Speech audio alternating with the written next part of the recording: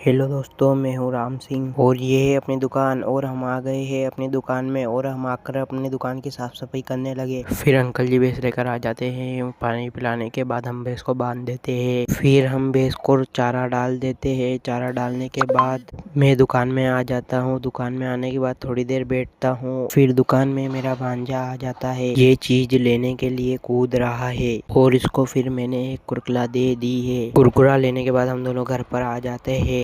घर पर आने के बाद मैंने फैन चालू किया और मैं सो गया थोड़ी देर के लिए। सोने के बाद फिर मैं 5 बजे उठ गया। उठकर फिर मैंने चाय पी। चाय पीने के बाद फिर मैंने स्कूटी को चार्जिंग से उतारा। चार्जिंग से उतारने के बाद मैं चला गया अपनी दुकान में।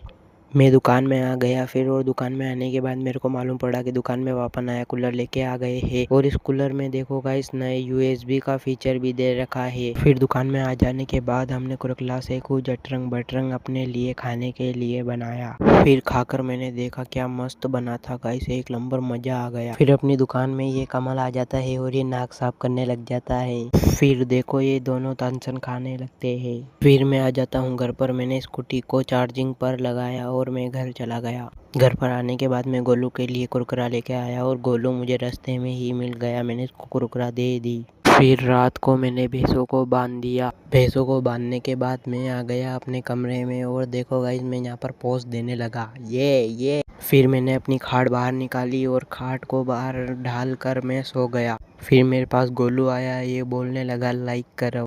फिर मैंने जाकर चाय पी। पीने के बाद मैं दुकान में अपना दूध का टिफिन रख कर आया। आकर फिर मैंने स्कूटी को चार्ज पर लगाया और ये क्या हुआ, स्कूटी 100%। वो अलग ही लेवल का बंदा था।